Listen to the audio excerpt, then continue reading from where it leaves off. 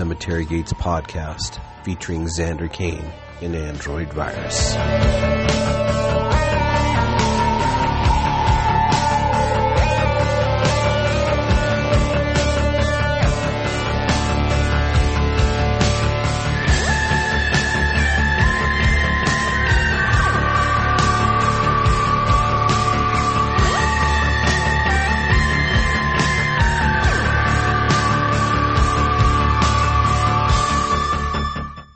Hey everybody, welcome back to the Cemetery Gates podcast. I am Android Virus, featured by my illustrious co-host, Mr. Xander Kane. Hey, that's me. Sir. Yeah? Yep, You feel like you're Groundhog's Day? Yeah, it feels like we've done this before. Shut up. All right, guys, we're coming live to you. Not live, but happy St. Patty's Day, by the way. That's right. We have an Irish episode packed full of goodness for you guys today.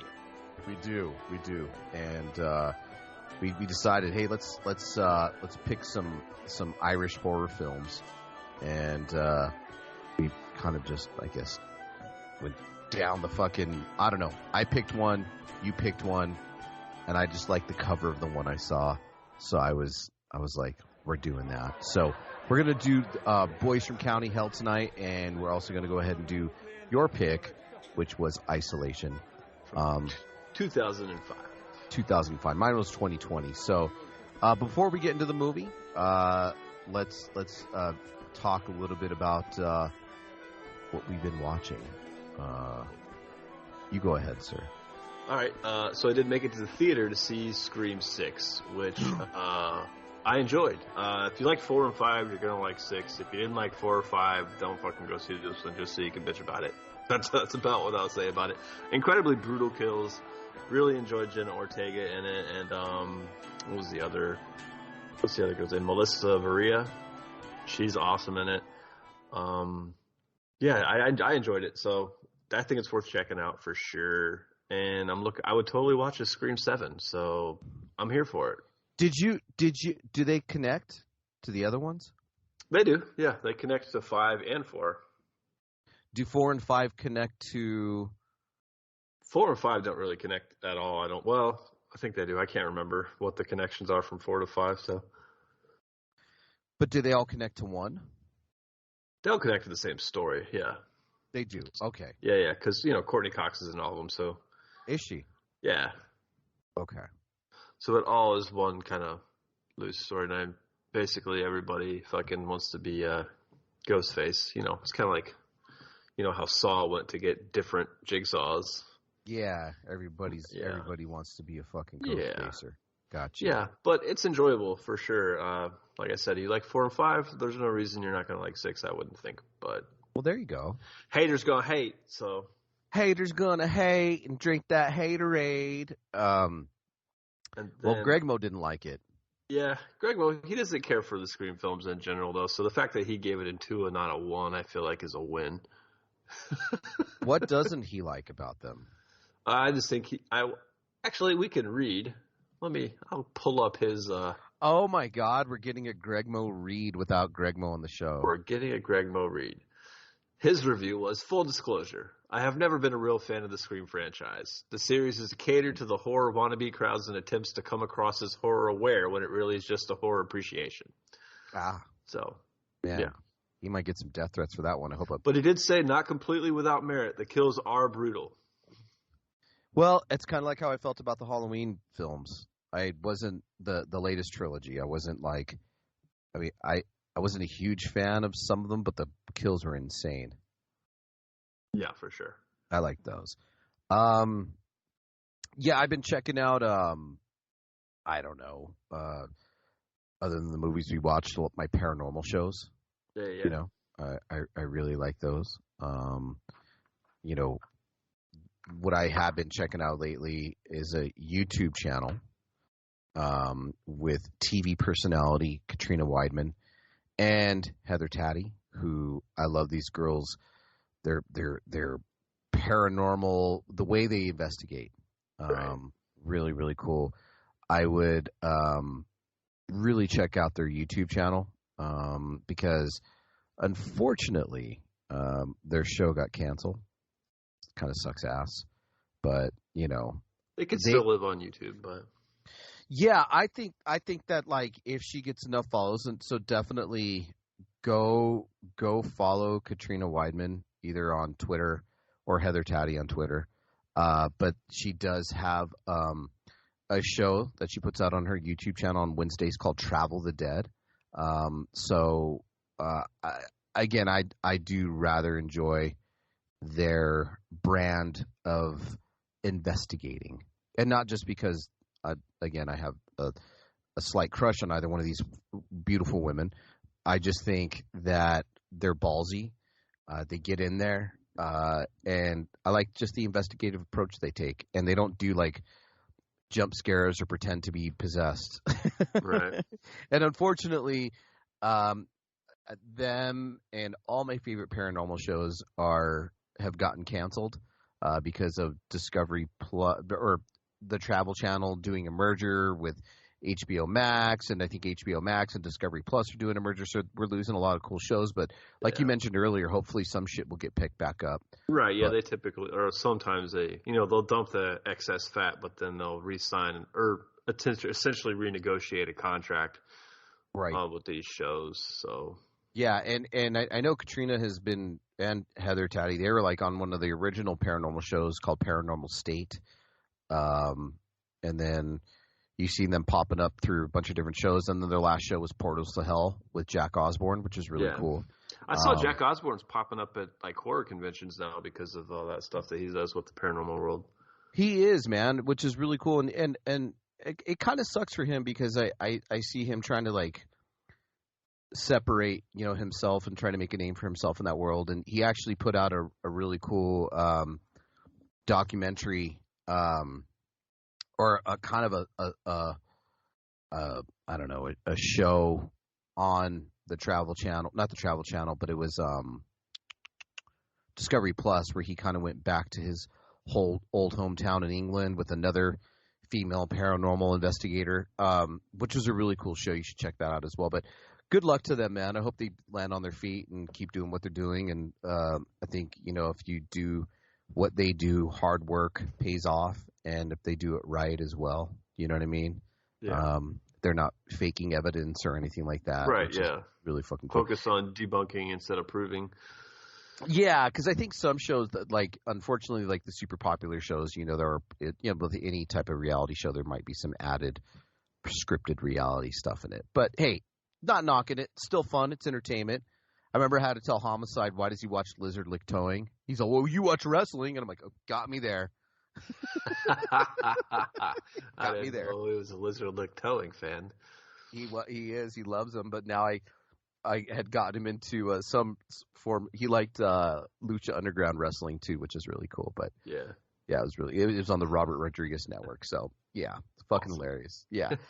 So yeah, let's get into our movies, man. Let me bring up one more. Oh yeah. I want to talk about The Park, which is a new release. It's about some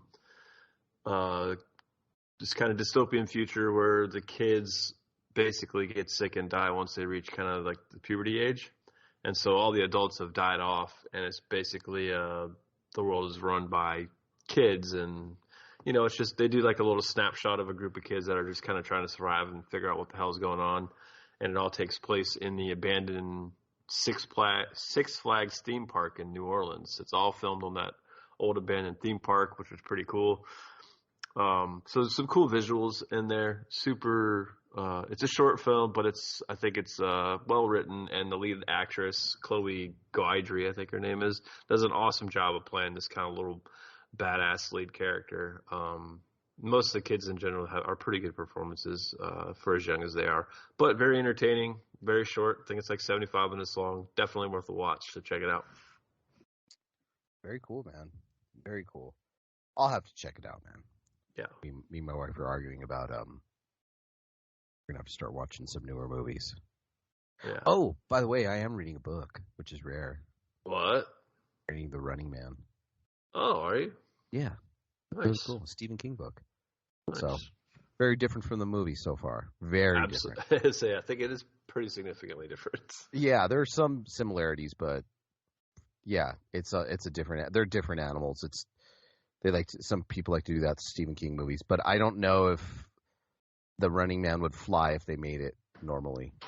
Right. Like, maybe they will. I don't know, but it is ahead of its time. I will tell you that. It's pretty significant to what it's like today.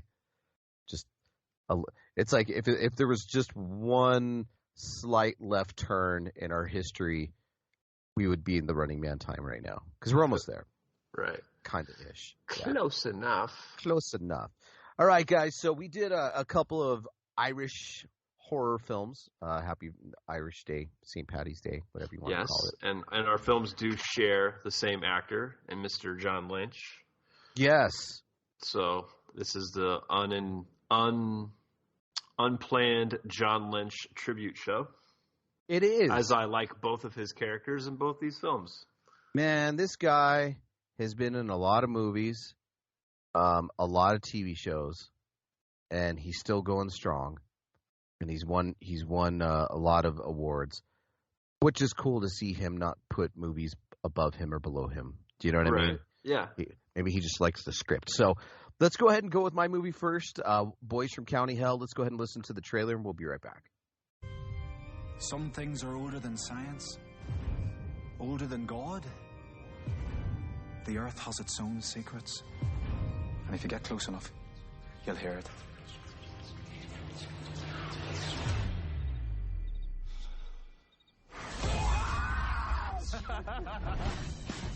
Haven't you guys got anything better to do? Nope. No, we don't. This land belonged to Abertag. He drained people's blood and drink it like water. Like Dracula. Fuck Dracula. I'd love to know if there's actually anything under there. We'll find out soon enough.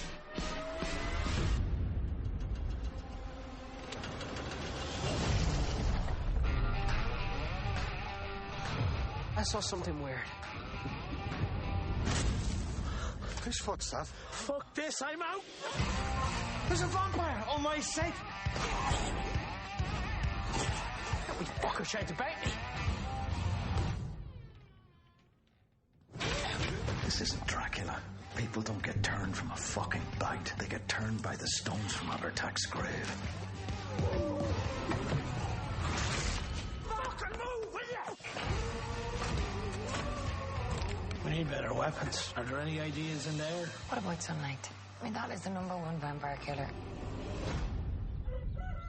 Burn, you bastard! Oh, shit. If Abertag binges all night, the whole town's gonna be dead as fuck. I moved to the wrong fucking town. You shite!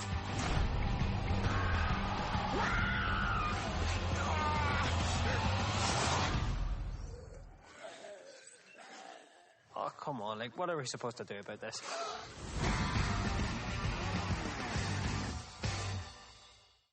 All right, guys, that was the trailer for Boys from County Hell.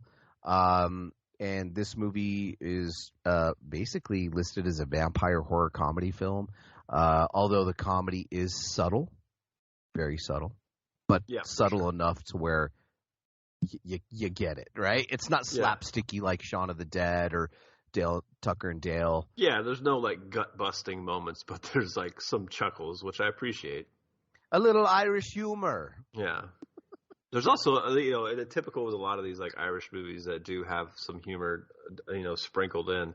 There's always like little comments like after the fact that are funnier than what had just happened. So I always appreciate that style of comedy. So this movie's set in a fictional backwater town called 6 Mile Hill, and basically its only claim to fame is that Bram Stoker stayed there once, and he based Dracula on a local legend named Abertag.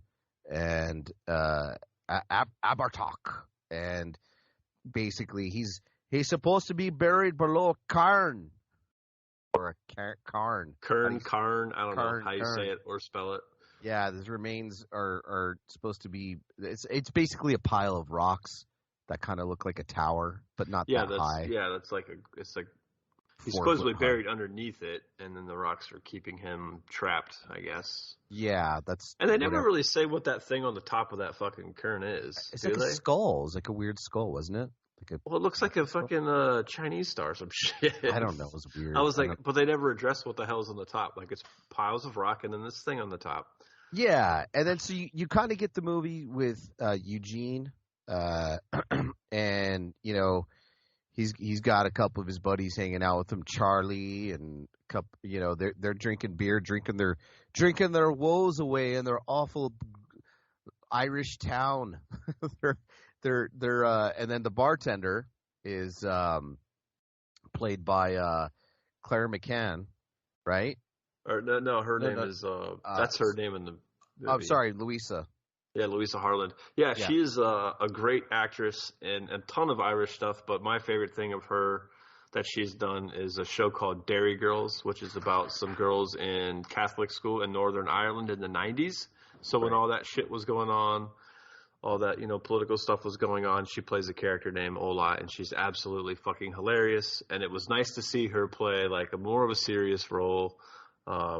She's still a little funny in this, but it just definitely shows her acting chops are, as she's aging, she's getting her skills honed in, and I was happy to see her in this. Yep, I was happy to see her in it as well. She's a good catch in this movie. She's funny as well. Mm-hmm. But you get these two kind of losers, and they're not like losers in the fact that you hate them. They're just kind of unmotivated guys. And they're not dumb like Beavis and Butthead. They're smart. They're construction workers. Yeah, and they are, they are. It didn't seem like they're just out of high school. It seems like they're a couple years out of high school. Yeah, and they just didn't. Yeah, they just didn't go to college or didn't really know what they were going to do with their lives. So they stayed around and drank in their miserable small town in Ireland. So we get the movie starting as a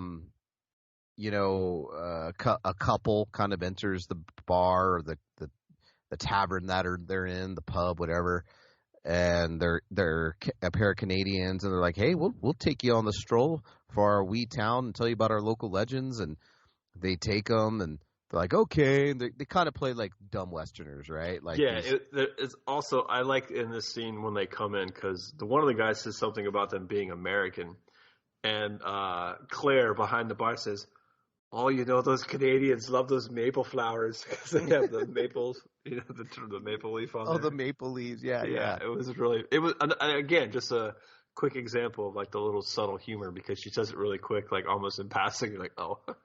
Yeah, there's quick whip humor in it like that, like real little zingers. Do you know what I mean? But so the couple agrees. They take him through the woods and show him the cairn and his brothers. One of the guy's brothers is hiding behind somewhere. Like somewhere. You can't. Yeah, like it's in the middle of a field and there's no one else around. And all of a sudden, I don't know how the fuck he creeps up and scares the shit out of everybody, but he does. And they're like, "Fucking dicks!" And they're like, "It was hey, funny though." Yeah, and they're like, "Hey, at least we got free beer." And they all crack a beer and start slamming it. And then you get the credits with some fun rock and roll-y type of music. Yeah, they got like what appears to be like a 6-pack of pints. Of some like low-end pint beer. Yeah. Like, just crack them. That Canadian dude was so fucking pissed. I'm fucking dicks. Is this what you do for fun? Yeah. Yeah, we do, actually. So, fast forward, you get a little bit more character development. Eugene kind of has a strained relationship with his dad. But let's rewind it really quick, just because I do want to tell you guys the beginning scene of this movie. There's an elderly couple sitting there, and they're nice enough. There's an older Irish couple watching TV, and they're kind of paisley, pasty, I don't know, Irish home, watching a TV, having a conversation or something. Yeah, having a conversation, and then she looks at her husband. And she's like, I don't know what's wrong with me. She's got blood dripping out of her nose, and he looks at her, and he's just got blood coming out of his eyeball, which is really cool because it's obviously practical effects, right? How they did it, I don't know, but it came really fucking cool. To me, my guess is they used like a tube and taped it to their face and then just green screened that out because it looks like it's pouring straight out of not like a faucet, but just like a, constant blood like flowing through like a tube. It just flows really cool down their face, and it makes it I don't know, it just looks really great. The blood is a Yeah. nice, like, darker color, and it's kind of a weird scene because the couple like are looking at each other and they don't know what the fuck to do. Like, what's happening? What the fuck do I do? Yeah. It's just cool, really cool scene. The blood gets absorbed through the carpet and makes its way out the door, so it looks like something's taking the blood away from them, which I think is a cool fucking angle. It is, man, because the blood's like kind of going in the carpet under the door, like you said, and it's like is being pulled away from them, which is, again, a really fucking cool scene. So you know that we're kind of getting to a fun movie as far as that is concerned. But fast forward, him and his buddy are drinking. Eugene and his buddy are drinking, and his buddy tells him, "Hey, you know, I'm fucking leaving. I'm leaving, man." His buddy Charlie. He's like, "I'm out." And he's like, "Where you going?" He goes, "I'm going to go fucking work in Australia." And he's like, "You're leaving me." You know, he's like, "You know, you could do something with your life too." Da da da da da. So they're talking and they're by the Carn and they kind of get warned, like, look out or something like that. But like, you hear somebody screaming in the field, and it sounds like they're saying, like, get off the field, move the field, something like what? And it happens so fast, you're just kind of confused, like, huh? This is the second, like, throwback, I want to say, like, homage to American Werewolf in London, because they did mention it in the beginning of the movie, but then this part, they're like, like, the guy gets attacked on the Carn, like, and whatever beast just ravages him and kills him, and he dies, but the blood gets in there, and, you know, they have the funeral, and the guy dies, which is shitty. His best friend dies, that his buddy... Yeah, and buddy. To top all that off, pretty much everyone fucking blames him for his death. Yeah, like which isn't fucking fair. Like, it's truly not. But you know, yeah, you're not allowed to go to the bar. And people are gonna grieve how the way they want to grieve. So his dad and a construction crew, they're already not liked because they are doing construction for a roadway or whatever, and it goes straight through the field that they're in. They have to knock the Carn down, and so it goes straight through that. And then once that happens, shit kind of starts hitting the fan, right? Yeah, which is really fucking cool. People are kind of getting attacked, kind of going into their, you know, because they're doing night work and, you know, going into their you know, there's just a couple of really cool scenes where people are getting attacked. People aren't trusting each other. You know, and there's a really funny scene where he calls a cop, Eugene. He's like, "Hey, look for there's going to be a shady character in town. You keep your eye out." And he's like, "Well, what does he look like?" And he's like, he's dark and he's tall. And everybody in the room looks at him like, "Why the fuck did you say that?" And the cop's on, look, I know he's on. You think this is a joke? He goes, "We're a very welcoming town and we welcome everybody. We're not like that." You know what I mean? It's just so funny. Like, he's like, whoa, whoa, whoa. You know, I'm not trying. That's not what I mean. So they end up, a whole lot of them end up over there at his buddy's dad's house, the buddy that died. And so they go to a corner or something. Yeah, He's a corner. Yeah, George, and obviously John Lynch is in our other movie. And they're like, "You're keeping a secret." He's like, "You back off. He's got a gun. So his son he's keeping in the basement turned into a vampire. Yeah, it's got like this cage door on it, and it's fucking wild. And they're rabid. They're not like your sultry Twilight even. No, they're more like 28 days later infecteds. Truthfully, because like when they're ready to go, they're ready to fucking go, and they're coming at you. I will say, like, on what you said earlier about, you know, people, you know, we get some kills and people kind of start dying off or whatever. There's a really cool sequence of edits of people that are starting to bleed from their eyes and their nose, and it's just a cool little sequence. I thought that was a nice little touch. Everybody's like, "Oh fuck," that kind of tells you, oh, shit is going down now. Oh yeah, and no one is safe. No, they're like, and no one knows why it's happening. They can't see this fucking thing. They're just like bleeding. You're like, what the fuck?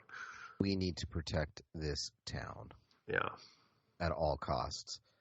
So they all kind of go into the town, and fast forward, you know, there's a lot of deaths in the movie, and they end up in this house, and the vampire's in there. So we assume that the main vampire's in there, and the whole town's at this point getting kind of drained.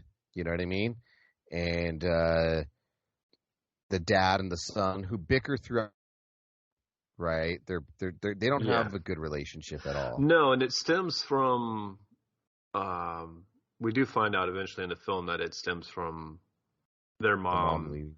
The mom dies, but they don't know if it was intentional suicide or not, and that's kind of the crux of the relationship. On one of them's blaming the other, I believe, is kind of the way I perceived it. Yeah, but. Yeah, so that's why their relationship is definitely fractured. It has to go back to the mom's death. Right. But they kind of go back and forth, but they also get to the point where they pretty much rescue each other, and they're fight. Really good beheading scene in the movie. That fight in the movie in the house is a lot of fun. You get one of his drunk buddies gets beheaded. Yeah. That's a cool one. But they pretty much lead the vampire down to a basement. And once they get him down to that basement, there is a funny scene where the vampire's really cool looking. He's almost kind of Count Orl. What's the vampire? Orlok-ish. But it's very tall. Yeah, it's a very tall vampire and kind slimy. Yeah, slimy and weird looking, almost like if you took Nosferatu and Groot, put them together. Yeah, it's kind of what it looks like. He's like earthy. He's weird. He's got like this blue, kind of this bluish, like dark. I don't know. It's just weird. Very cool. The color of the vampire definitely matches the overall tone of the film. I thought it looked really good. Yeah, and I thought what was really cool is, obviously once they kind of save the day at the end and he uses his dad's prosthetic leg to fucking kill the vampire. Which is awesome. They eventually, I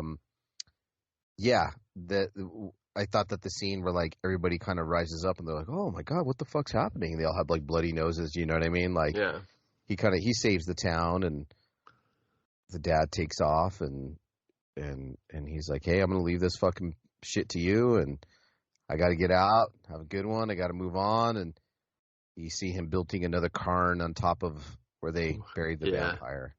And there you have it. So, yeah, great movie, man. I gave it a 4 out of 5. Super fun, a little dark for me, but for the most part, a super damn fun movie, man. Yeah, I love this movie. This is the third or fourth time I've seen it at this point, and every time I watch it, I like it more and more. So I'm giving this a 4.5 out of 5. And what I love about this movie is, like we had touched on earlier, like the comedy I think is just perfectly balanced with everything else that's going on. And I feel like we get good stories and relationship aspects out of this from the son and his father and the girlfriend and, the other kid to a certain extent, how all that kind of ties together.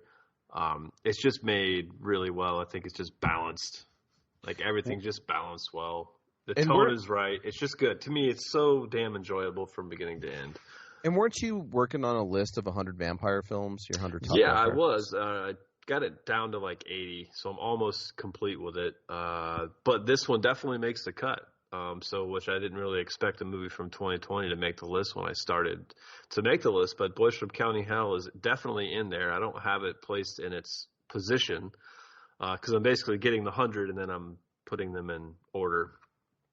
But I have to watch them all again. So, but yeah, Boys from County Hell, without a doubt, will make the cut for sure. I just think it's such a unique look at the vampire genre, and it's just quite refreshing and awesome to have a kick-ass vampire film, because I love vampire films, but for a while there, they fell off and got pretty crummy. Yeah. Yeah. I think so. Everything gets oversaturated at some point, and then that just eventually happens. Happened with zombie films, happens with slasher films. But man, I'm hoping this spars more vampire films, and a couple have come out, but none quite as good as Boys from County Hell. But yeah, I think the last we've watched a couple of cool vampire movies on our show, but I think the last one we watched was a couple years ago. Was it Thirst? Did we watch it? We did watch Thirst. That movie was awesome. Yeah, I liked that one. And then we did Thirst was we watched Bit as well. Bit was really good. Yeah, we did Bit for October, I believe. Yeah, and we did Thirst, and then the other one was what was that one with Milo Formiga? Kiss of the Damned. Kiss of the Damned. We also did Vampire Island, which was fun. Yeah. I'm looking at our list right now of 207 films that we've talked about in this podcast, which is crazy. But we also did the Era of the Vampires, which was fun. Yeah, that one was fun. Anyways, I won't go through that list anymore. But yeah, done a few vampire films, so apparently we like them. We do. Funny, fucking good movie. Check it out, guys. 4 out of 5. You can find it on. I watched mine on Shudder, but you can also watch it on Amazon Prime if you choose to do so, or just buy the bitch. Yeah, it's worth a buy. Hell yeah, I agree with that sentiment for sure. All right, man. Let's go ahead and listen to the trailer for your movie, which was 2005's Isolation. We'll be right back.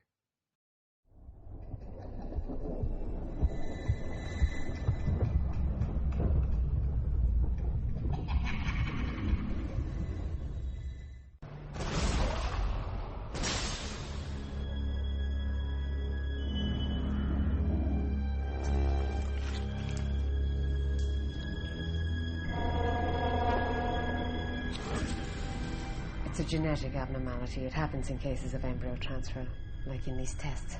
You expected this? I didn't. It's not my experiment. I felt something, John. I felt it snapping at me.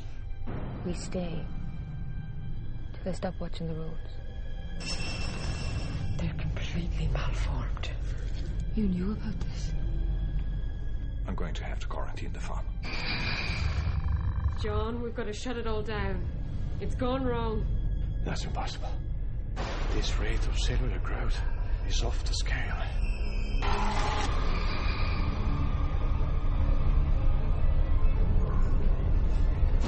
You stay away from me.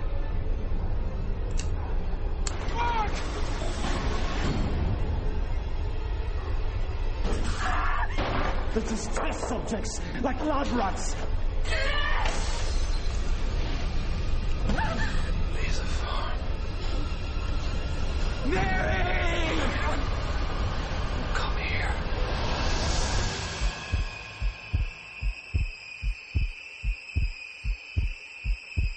What have you done? Help me. Oh, God! Help me!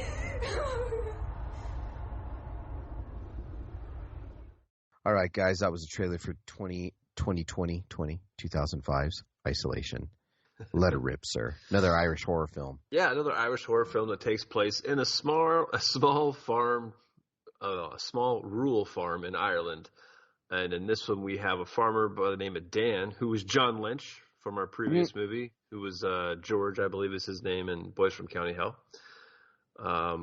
So he is a farmer that he's being kind of paid by these like biogenetic firm to kind of help them do some experiments to create faster growing cattle so they can, breed them faster, slaughter them, milk them, whatever they need to, just to try to, a pure capitalist move. And they send a vet. Nothing new here with your science gone wrong fucking movies. Right. And so they do send down a veterinarian named Orla who comes and just kind of makes sure like everything's going okay. And when they go there, when she goes there the first time, she's performing a procedure on the impregnated cow, and she like makes a quick move and she pulls her hand out and she gets bit by this thing. And you're like, wait, what? Why is her hand bleeding coming from? In full disclosure, you get full on, they're like lubing up their hands and putting on the little plastic thing, and they're just full on elbow deep in cow ass. Yeah, nothing you hadn't seen on Dr. Pol. Yeah. Veterinarian, Right. Yeah. So just a full warning to whoever. There's a lot of stuff with cows and animals in this. So if that is like something you don't like to watch, then maybe don't watch this movie, because it's only going to get worse from this point. So, but yeah, so she gets bit, and we meet two other characters that are these gypsies that are outside of Dan's property, and he kind of is shitty to him when he meets him. Not shitty. He's like, "Hey, get the hell off my property. You can't stay here." So, then he just kind of leaves them be. And then that night when he's back at his farm, the cow goes into labor, and he's unable to like get the calf out of the mama. And so out of like, he doesn't know what the hell to do. He's like trying all this crazy ass shit. Like he's hooking up the hooves to like a fucking winch and trying to pull the calf out of the horse, which is kind of a brutal scene. And it's all special effects, so it's not like real, but it is definitely, somebody did a good job of making some fake cows. Absolutely. And adding really cool sound effects, and maybe have spray bottles on the side. Right, because the sounds kind of like sell this whole fucking sequence. You're like, sure. The sounds just make it feel gross the whole time. So he doesn't know what to do, so he runs back down the road, gets the traveler guy, and the traveler guy's wife stays in their trailer or whatever, and they go back, and eventually that guy helps him birth this calf. They get it out. The calf's not breathing when they get it out. And so what does Dan decide to do? He picks up the calf by its back legs and is like swinging around his head. Wake up! You're like, what the fuck is happening? But miraculously, guess what? The calf starts breathing, and he sticks its hands down in its mouth, and it bites the shit out of him.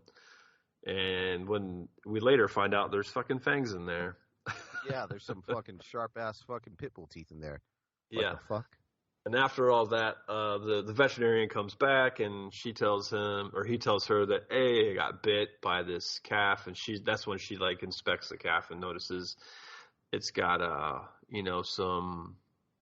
some fangs, and she just notices something right. She's like, all right, we got to kill this calf. So she gets the bolt gun out. She's gonna do it, but the mama cow comes and like runs into her, and like all chaos happens, and unfortunately they have to put both animals down.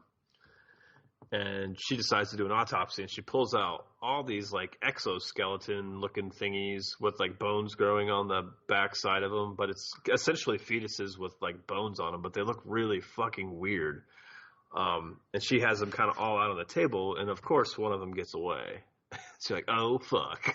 Yeah, they're like spiky, like prehistoric looking thingies. Yeah, the bones are like, I don't know how to even explain the bones. Like they're just very, like you said, prehistoric-y, kind of misshaped. There's no fluid flow to them. They're spiny, but they're spiky. All of that shit, right? So, yeah, they're weird. And then, not to mention, did we mention the fact that there is a little bit of a backstory where she says, where there's a kind of living on his property. There's a little traveling gypsy couple. Yeah. Ruth Negga, who is one of my favorite actresses. This is one of her first movies. She played Tulip in The Preacher. This is one of her early movies, 2001. She looks like a youngin' in this movie. Yeah. Still beautiful. But yeah, she basically he says, get off my land, but he also employs one of those guys to help him with the cow. So he's there to bear witness of everything. Yeah. For sure. So after kind of all that stuff happens, we do get a flashback of the travelers in the van, and they're having what I call weird sex. I don't know what's happening. Well, it's just a complete awkward scene. He obviously has been infected with something.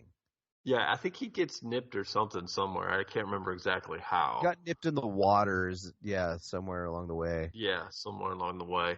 And they have this weird sex and interaction with one another, and then they kind of go to sleep, and then they wake up, and one of those fucking, the little thing that slipped away, the little fetus with bones on it, is like in the bed. It actually looks like it comes out of her, but it doesn't. It crawls up in the bed with her.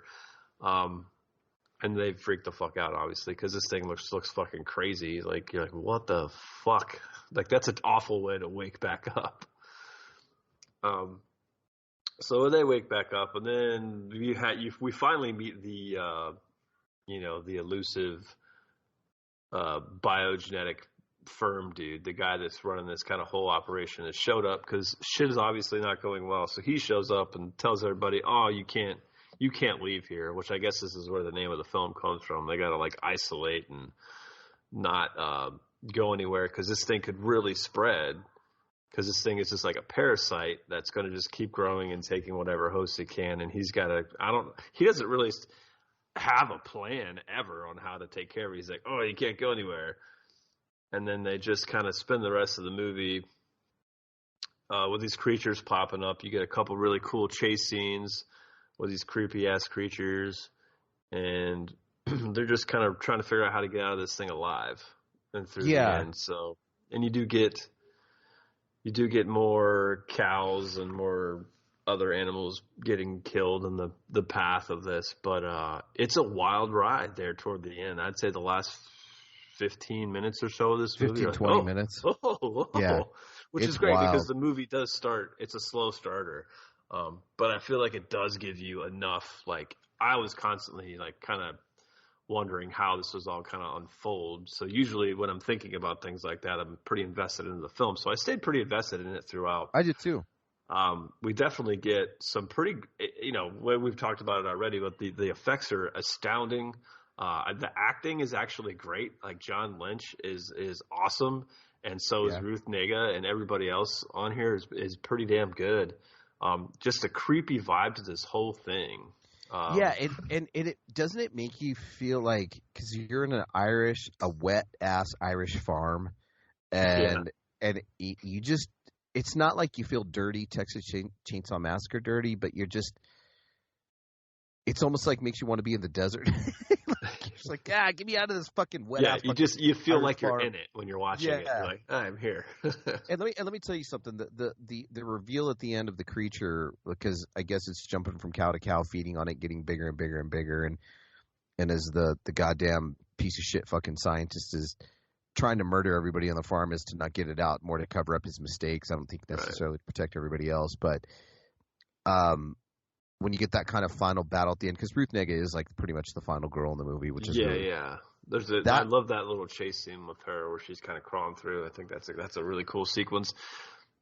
But the creature itself, man, is like a rib cage with other bones, and the face is like a skull, but it's got some living tissue on it still, but it's not deformed as if it were like, or it's not.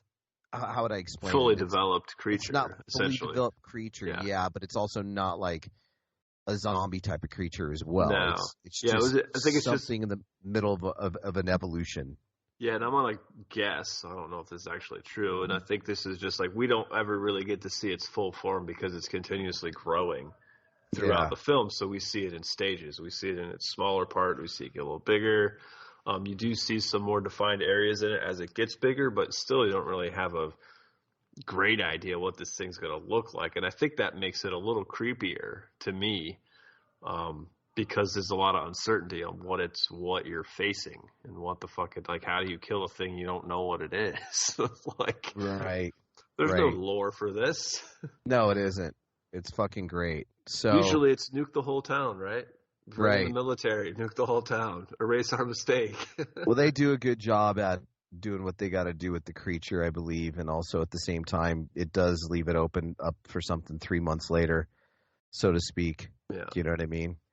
And I don't know. I really thought that was pretty cool. I won't give too much away about the ending, but I really enjoyed the shit out of this movie, man. I really did. I'm gonna give this one another 4 out of 5 for me. Nice. Just another really cool movie. And you?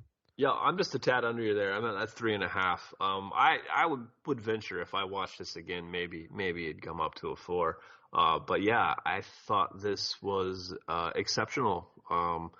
Apparently the film did get some success when it was premiered at Fantastic Fest. It received a few awards there. It got the horror jury award for Best Picture and Best Director, and it got second place for Audience Award behind Hatchet. So this was out when Hatchet was out, and somehow It I missed us. It completely. Dude, So. You know what's crazy is this is kind of like the beginning days of KR stuff, and I'm really surprised. I feel like, was it? I joined KR in 2009, so this would have been after or before. This would have been before, a few years before. So yeah, I think I joined KR 2010. Because I wrote the review for Hatchet 2 for Killer Reviews. Okay, all right. So that was my first big thing, but it's just a cool flick. If you like Irish, that the tone of this whole thing is perfect to me. And I think the fact that it's older, it's not like a super crisp picture. It's a little gritty, but not overly grainy like a 70s flick. It's just like, just an older horror movie, but it looks great. Great fun. All right. So there you go, guys. There's our Irish horror films for fucking... The John Lynch special. Gosh. Oh, the John Lynch special. Irish horror films. Happy Valentine's. Happy St. Patty's Day. Happy Leprechaun Day. Yes. Go watch these movies. They're fucking amazing. Absolutely. All right. So catch us on the flip. Yes. Mr. Greg Mo, we'll talk to you soon. Oh, yeah. See you, Greg Mo. I hope he fucking comes on if he's not too cool for us. He may. He says he listens to the show, but I don't think so. He does. He's the only one in the KR chat that does. Yeah. There you go. That's fine. That's fine. Our only fan. I know. All right, man. We'll catch Greg you Mo guys has soon. an OnlyFans? What? He does. And he just shows his 1,000,001 shoes. Fair enough. That's it. All his 1,000,001 shoes. All right, guys. Happy Valentine. Fucking why do I keep doing that? Happy St. Patrick's Day. Yes. Good night. Later, bitches. You've been listening to the Cemetery Gates podcast, featuring Android Virus and Xander Kane. Follow us on Twitter @AndroidVirus, @Xander_Kane, and @CemeteryGates66.